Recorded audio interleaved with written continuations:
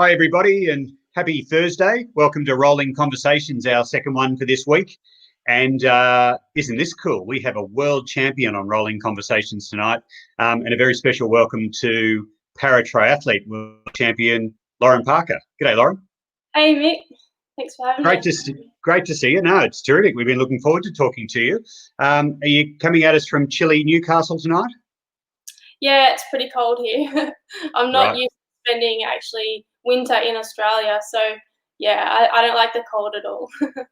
Good. Okay. Well, lots to talk about with you, but I wonder, for those in our community who might not have heard from you before, I wonder if you could let us know a bit about you growing up. You know, what sort of little one were you? Whereabouts did you grow up? And I imagine Newcastle, yes?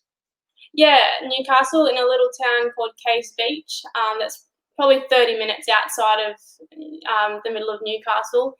And yeah, I was always on the go. I grew up in swimming and surf lifesaving pretty competitively from the age of 7. I got my first state medal at the age of 7, so that's where it all started for me. And it was pretty full on. I trained, up to 16 kilometers a day from probably the age of 12. So I trained a lot. That was my life. And then I did also surf lifesaving training and, the races for swimming and surf lifesaving. And I did other sports like tennis and netball and I did dancing. So I did the lot. So I was pretty busy and active. Yeah, wow. Yeah. And what was your stroke in swimming? What were you best at? I was best at 200 backstroke. I got a silver medal at age nationals. That was my best result. And I also did the 5 kilometre open water swims. And I got a couple of national titles there as well. And we were just talking a little bit earlier about a couple of great surfers who you know from the area, and of course they're mutual friends of ours, Bo and Joel Pilgrim, and the boys are terrific guys and from Caves Beach. Were you much of a surfer growing up? I wasn't into surfing, but I was, I did surf lifesaving and on the racing boards, but I didn't do surfing. Okay. Yeah, I know Bo and Joel are quite into the surfing. Yeah, they're very good. They gave me a lesson. Well, Bo gave me a lesson at Noosa once, and the less said about that, the better. But he's very good. Yeah. Hey, a shout out to everyone watching along, and welcome to everyone that's joining us perhaps for the first time from the triathlon community. This is Rolling Conversations, an opportunity for our community and everyone else to sort of jump online whilst we're not playing as much sport as we'd like to be, a way for us to connect as a community. So a very special welcome to everyone joining us this afternoon. So Lauren, then fast forward to, I think you're 19, and is that your first taste of triathlon at 19 years of age? Well, I actually did a triathlon with my school in year 12. So I was 17 and I was just a part of a team. So I did the swim in the triathlon, and that was my first taste, and I absolutely loved it.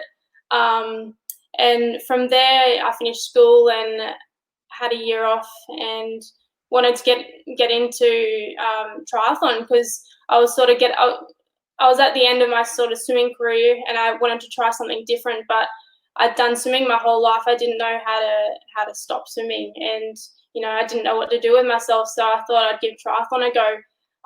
So I bought my first bike out of the paper, which was $500, and yeah, did my local triathlon, the Spark Helmore Triathlon, and in at Newcastle, and that was my first. Wow.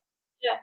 And did it take you a while? I mean, as a swimmer, you would have taken obviously to the swim leg really comfortably. Did it take you a while to pick up as either on the bike or the run leg? Yeah, definitely. It took many years to build up the strength in my legs on the bike and also running.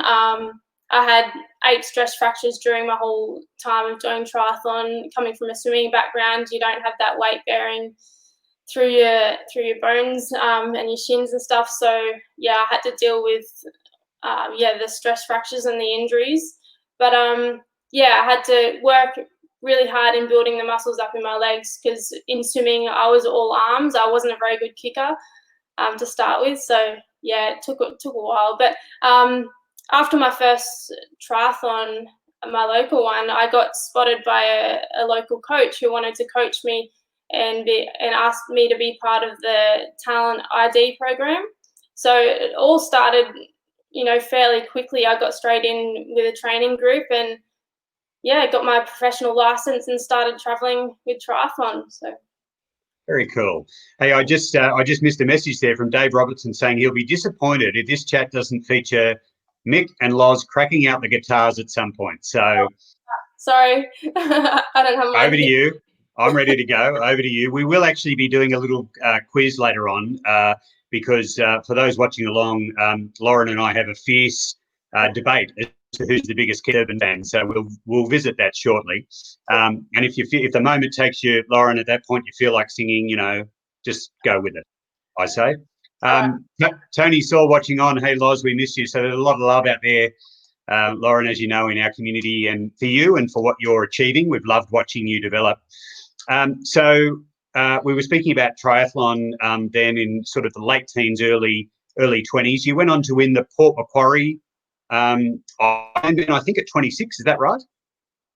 So I did my first half, 70.3 Ironman, and I think I was 24, and then I did my first full Ironman at 26 and winning my age group at Port Macquarie, and that got me my first. That was in 2014.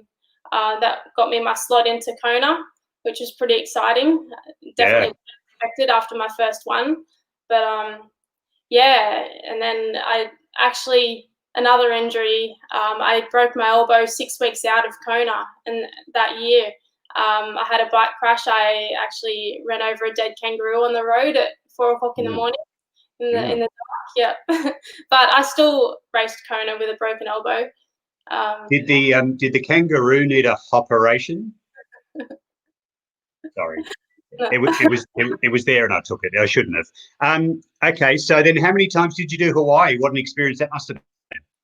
It was an amazing experience. I did it twice. I did it again in 2015. And that was where I got second in my age group, and I think 26th overall or 5th overall in the age groups. An amazing experience. It's definitely my favorite event, and the atmosphere there is just incredible. It's like no other Ironman, it's definitely you need to experience it to be able to. And even just the race, the conditions in the race, I'd been told what it was like, but it's not until you actually get there that you realize, wow, this is very windy. I remember on a training ride, I did a 180-kilometer training ride a couple of weeks before the 2015 race because I got over there earlier, and halfway I was up the mountain and it was blowing a gale. I got off my bike and my bike was like up in the air because of the wind. It was like I was almost getting blown off the mountain. Wow. Yeah. I find the same on my 180-kilometer training rides actually sometimes. But anyway, hey, so you had your accident in 2017. And so your future was in paratriathlon, and people speak about how remarkable it was to go from where you were in 2017, I think April 2017, to the Commonwealth Games in 2018. What an incredible turnaround to there. And I'm really interested, you spoke earlier about playing sport as a young person. There must have been incredible positivity and drive inside you to get back from April 2017 to the Gold Coast Commonwealth Games and to be a bronze medalist in such a short period of time. What was driving you to get back? Definitely having that sporting background from a very young age and learning, the dedication and commitment and, everything like that during the years, and the mental toughness and just learning how to overcome setbacks, like all my injuries that I had. I think all of those situations were learning curves for when I had my accident, and it definitely helped. And then I had my accident, and along with the amazing support that I had from friends and family and definitely the triathlon community, it was definitely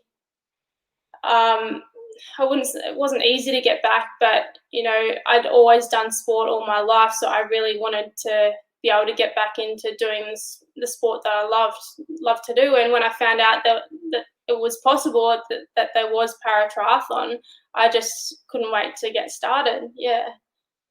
So we had John McLean on Rolling Conversations. Of course, you're well known to John a while back, and of course, John was the pioneer, right? Did Kona for the first time before anyone had even conceived of doing that. I'm interested then in the triathlon space. What's the community like? Is it fully integrated now? Are we at a point where para triathlon and triathlon is effectively, you know, the one sport? Is everyone in together, or is there still some sort of distance between the two? No, I see it. You know, it's very supportive. I see it, you know, becoming more like one, you know, sport rather than two separate areas. I think, you know, every year it's getting better in that way, which is really good. It is.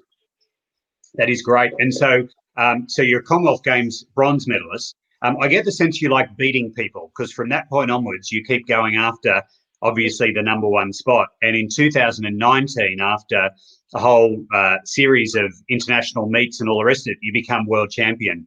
That's got to be a massive moment for you in your life, to be crowned the world champion paratriathlete. Definitely. You know, I never would have thought that I'd be on the start line at the Commonwealth Games only 11 months after my accident, let alone, you know, becoming world champion and reaching that #1 spot and reaching that goal in 2019. You know, it's, you know, when I think back over the time, I can't really believe that it's happened. You know, it's happened so fast. It's only been just over 3 years since my accident, and you know, it's been a lot of hard work and a lot of, you know, hard work in training.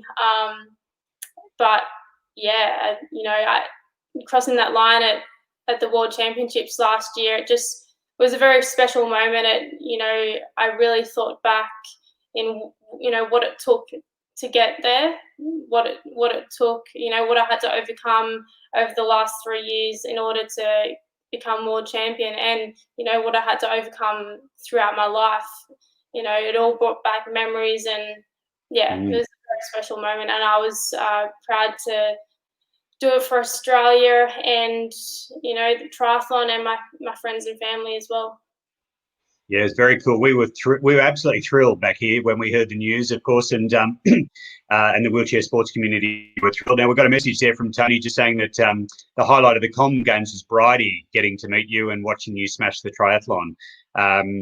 I suppose it's funny in some ways, is it, to feel or to know what you know, what sort of leadership you're having for the young people in our community, but they really look up to you. Are you aware of that? You know, now as I was going to say a 31-year-old. We all know you're 31 because I checked your Wikipedia. But you know, that must you know, play on your mind that you're actually now a role model for a whole bunch of people. Yeah, and you know, meeting Bridie at the Commonwealth Games was definitely a highlight for me as well. I was looking forward to it so much, and you know, just seeing her face, you know, as we were rolling towards each other, and have her look up to me really made me feel like I was making a difference. And you know, and watching Bridie over, you know, since then, get into her training and triathlon has been truly inspiring. So I'm glad that I had a little part of that, and I gave her my race goggles that day, and it was a really special moment. And you know,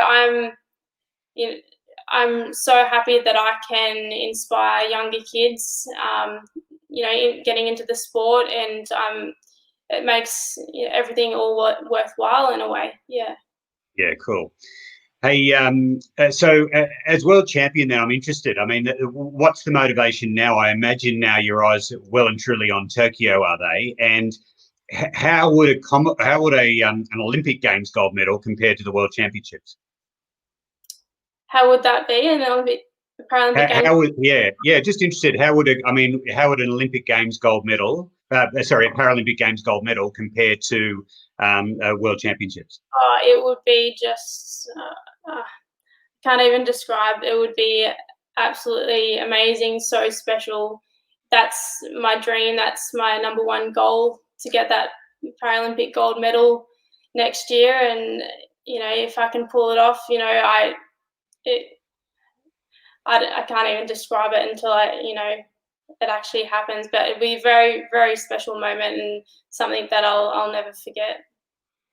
Yeah, very cool. Now, tell us who are your big rivals? You must be watching athletes, perhaps in Australia and around the world, for that. Who do you see, or who's on your radar in terms of people that you're going to have to beat in Tokyo next year? Yeah, there's an American girl called Kendall Gretsch.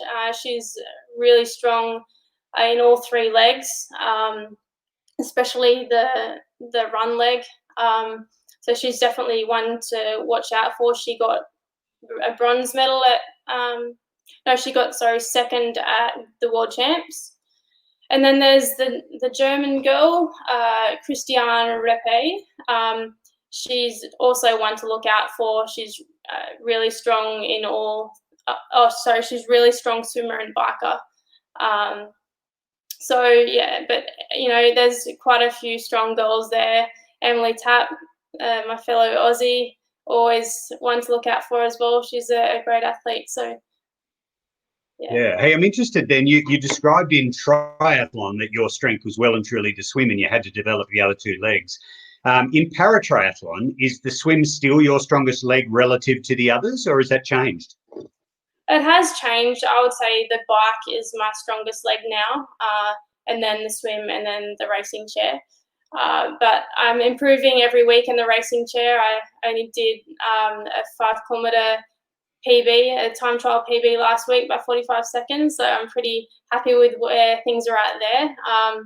But, coming from a swimming background, swimming all those years to be a fast swimmer, and then having my accident and then getting in the pool for that very first time, pretty much not being able to swim, that was devastating day that day. And I still can't swim without wetsuit pants for buoyancy, Matt, and we can wear wetsuit pants in the race and for training as well. So that's how I get through the swim. But I would say my swimming's coming along better, but the bike is definitely my strongest. And also not many people know that I'm trying to, now that I've got an extra year to prepare for the Paralympics, I'm throwing myself another challenge, and that's to try and qualify for the Australian team for the hand cycling.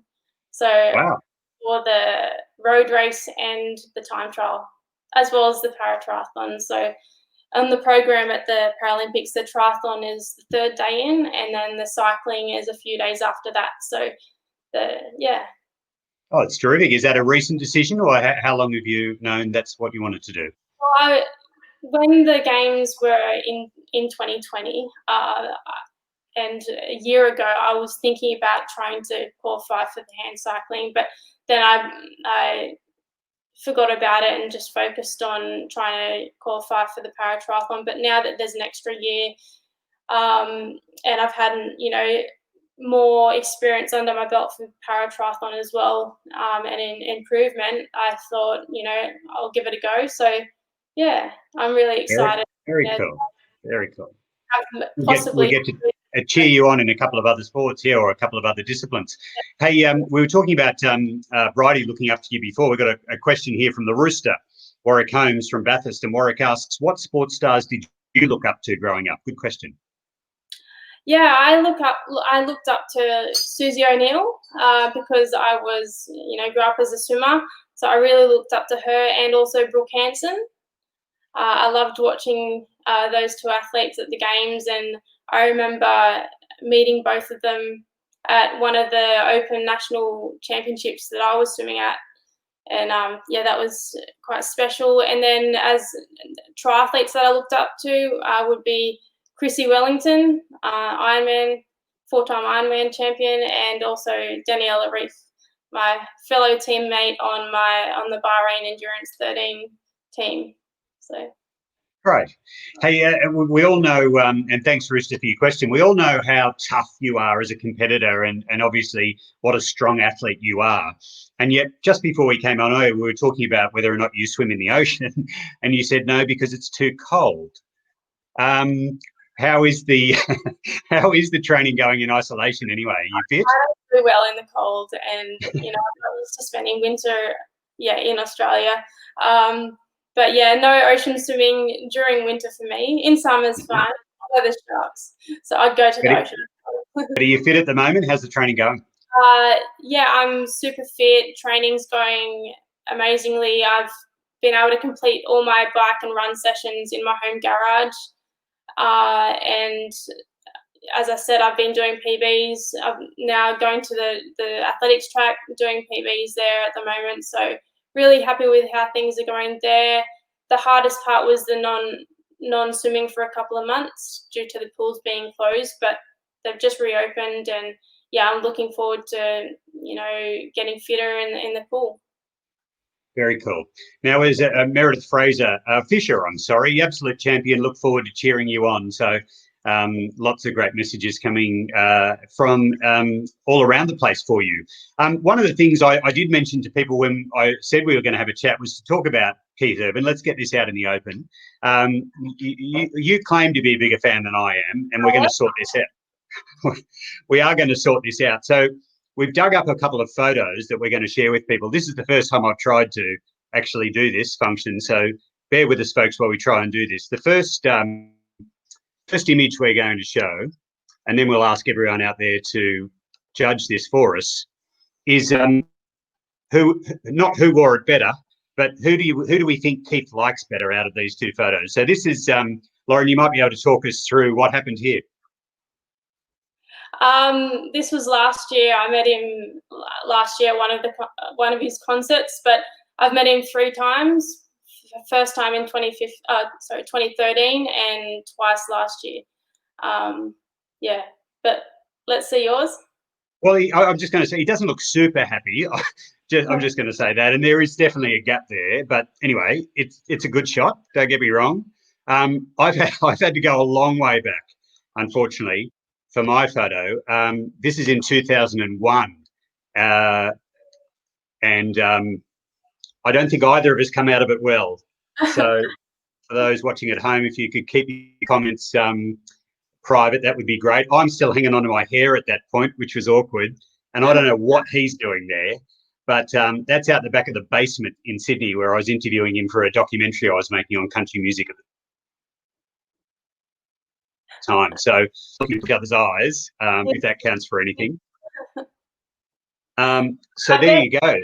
I was at a concert last year, and I bet you haven't had Keith actually pause his song to say, "Oh, hey, Mick," out of the crowd, picked you out of the crowd, because he did with me. I'd met him a few times, and he spotted me in the crowd because I was up the front, of course, and he paused and said, "Oh, hey, Lauren." So that was pretty special, and he chucked me his towel and his pip. Sorry, Lauren, you just dropped out there. We got none of that. So, yeah, your screen froze. We couldn't hear anything for the last 2 minutes. No, that's not true. Okay, so we are going to put you to the test before we take a few more questions then from our community. So are you ready for the Keith Urban 5? These are 5 big questions where you can prove whether or not you're an actual fan or not. Okay. They start off easy, and then we sort of warm up from there. So the first question is, can you, what country was Keith born in? New Zealand. Correct. Good start. What is Keith's wife's name? I'm not sure about that one. I think it's Nicole. Yeah, Nicole Kidman. Okay, I'll give you that. Now they're getting a bit harder. Okay. What Queensland town did he grow up in? I forgot the name. Yeah, you do. Yeah, you have. I forgot the name. Starts with C, I think. I mean, I'm not saying a real fan would know, but no, I've had a mind blank. Anyway, next one. Okay. Anyone watching on from home that's not using Google can help Lauren out there. What was the name of his first band in Nashville? The Ranch. Very good. How good were they too? Yeah. All right. Well done. That's we're getting now to the 5th question. The 5th question is he has a new album launching on September 18 this year. What's the name of it? The speed of now. Damn, are you cheating? No. Very No. good. Very good. And I mean, the sixth question goes back to Robbo's point earlier. It's just we give you the opportunity if you'd like to sing us a little song. Would you like to do something there? But I'll ask you a question. How many albums does he have? 11. Are you sure you're right? I'm 100% sure I'm right, only because I was going to put that one in your quest too. Hey, Todd Parker's helped you out there. Thank you, Todd. It was, of course, Caboolture. Yeah, I said it started with C. I just couldn't think of the name. There you go. Thank you very much. And then we've got all sorts of messages coming through about Keith there. There must be a lot of Keith Urban fans in our community. Todd also asked a question. All the best people are Parkers. Thanks, Todd. Good. Has your training changed in terms of the amount of time you spend training for each leg now compared to when you were competing as an able-bodied? Yes, because I was training for Ironman before my accident. I was training closer to 35 hours a week or more. Now it's about 20 to 25 hours, 25 when I've got my big week. And definitely, the amount of kilometers that I do has reduced. I've got to use my arms for everything now, so I have to be a bit more careful. But, yeah. Great. All right. Dennis says, hi, Lauren. You told Bob Bobbitt that you were intending to compete in Kona after the 2020 Olympics. Now, Kona has been postponed to February. Is there a possibility it would fit into your schedule? So February Kona, no, it's not possible because of the Paralympics. It'll be too close. But so the same plan will be for 2021. I'll look at doing Kona 6 weeks after Paralympics in 2021. Okay, great. There might be a couple more questions there. We've only got a few minutes. Hey, you do play guitar though. I wasn't joking earlier. Tell us about that. How long have you been playing for? Yeah, I started when I was 18. I've been playing sort of on and off over the years. When I was traveling, when I got right into triathlon and traveling around the world a bit, I stopped playing for a few years, but it's always something that I love to do to chill out in my spare time. And yeah, I've pretty much taught myself. I sometimes go to a guitar teacher every now and then, but most of it I've taught myself. But yeah, I really enjoy it. Cool. And what sort of stuff do you like to play? I mean, I imagine there's some Keith in there, but is there other artists that you like to play? Yeah, I like some Ed Sheeran, any acoustic sort of sound. But I like old stuff and new stuff. Yeah. Cool. And do you sing along as well? I do, but not in public. Not when no one's around. Fair enough. Hey, Simon asks a good question here because it's become apparent through rolling conversations that apparently everyone in our community does Lego. So good question from Simon. Lauren, do you build Lego? Well, I don't build Lego, no, but I help my nephews build Lego. Okay. My little nephew loves Lego, so yeah. I can absolutely see where Simon's coming from there in terms of, I don't know if you've seen any of our rolling conversations, but everyone's got their own little things that they've built along the way. And so we've only got a couple of minutes left. If there are a couple more questions, please send them through and we'll get them up nice and quick for Lauren. And so the countdown's on to Tokyo next year. Do you have any overseas trips planned now between, so obviously now and August next year? Is there, providing we can travel, what would your itinerary look like now in the lead into Tokyo? Yeah, it'll look pretty similar to what was going to be for this year. All the same races, starting off with the Australian races, Newcastle and Devonport next year, and then Yokohama in Japan, which will be in May, which I didn't get to do this year. That'll still be all, if we can travel. And then there was talk about a camp in Japan in Miyako after Yokohama. So yeah, I'm sort of not sure. I don't have a plan set out yet, but it'll be pretty similar. I'll get a couple of races done before the Paralympics. Great. Hey, it's been such a great opportunity to connect with you and have a yarn. I think you probably proved that you are slightly closer to Keith than I am, but I've still enjoyed it despite that. But I must say, on behalf of our community, we've loved watching you just go at para-triathlon and be as successful as you are. As I say, a world champion, which is extraordinary in that amount of time. And we're just so excited to see what you can do between now and Tokyo, and of course over there at the Paralympics next year. So thank you for being a part of Rolling Conversations. It's been great to have you on. Thank you very much. Thank you. All right. See you later, everybody. We'll see you next Tuesday. And thanks very much to Lauren Parker for being on Rolling Conversations tonight. Cheers, folks. Yeah. Bye.